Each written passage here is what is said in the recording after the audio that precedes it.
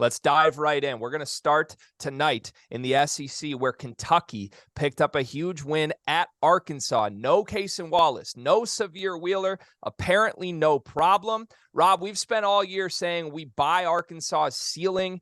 It's going to come together in March. They're a team you don't want to see in your bracket. That's not the team we saw today. Are you officially out on Arkansas after today's result?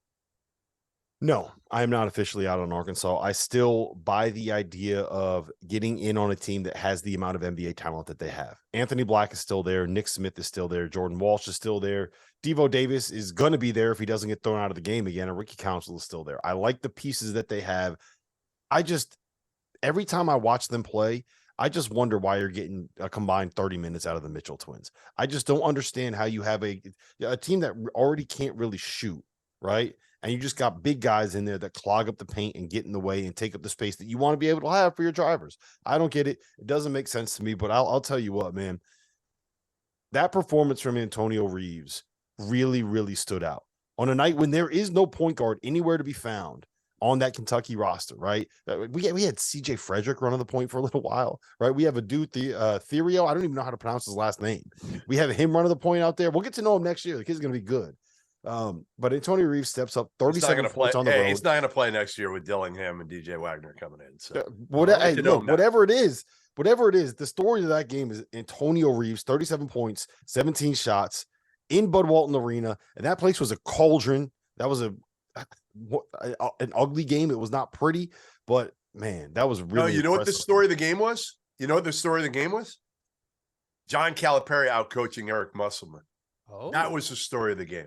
That was the story of the game, because the first time around, in most games, you would say Muss is the better X's and O's guy. Like you said, Cal didn't have a point guard, and Arkansas and Muss could not exploit it.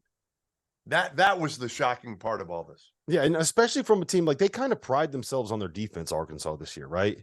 They're kind of like, look, we're going to be able to win with our defense. We got enough guys that can get it done offensively. And yeah, that's a good point. I didn't even think about that, right?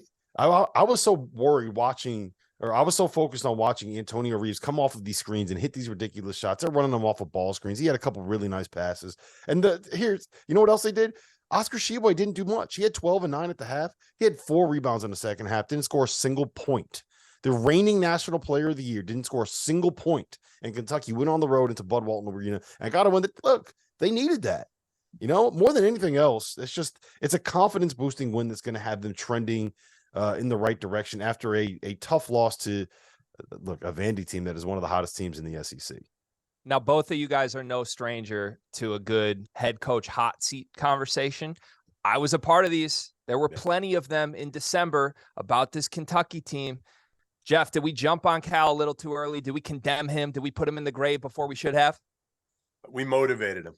That's what we did to John Calipari. I take credit for the turnaround of Kentucky, because the column I wrote in which he should part ways motivated him.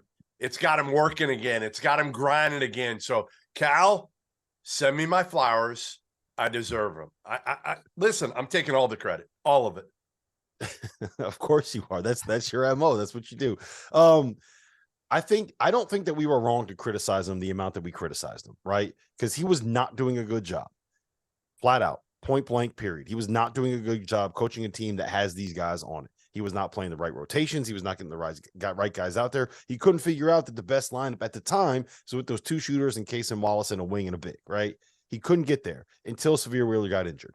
But since that's happened, he's found the right rotations. He's pushed the right buttons. And 2, he's got these guys playing with confidence. And like 90% of being a coach is making sure that you have your guys believing that where you're going to put them on the floor is going to work. And it wasn't working at the start of the season, and now it is. So that's the one thing I do think Cal has never really had an issue with, was kind of playing like coach psychologist and getting into the players' brains and getting them motivated and getting them bought in. And I mean, I said it before, I'll say it again. I think he's done a very, very good job over the course of the last 2 months with this team. You got to give credit when it's due. He's done a great job.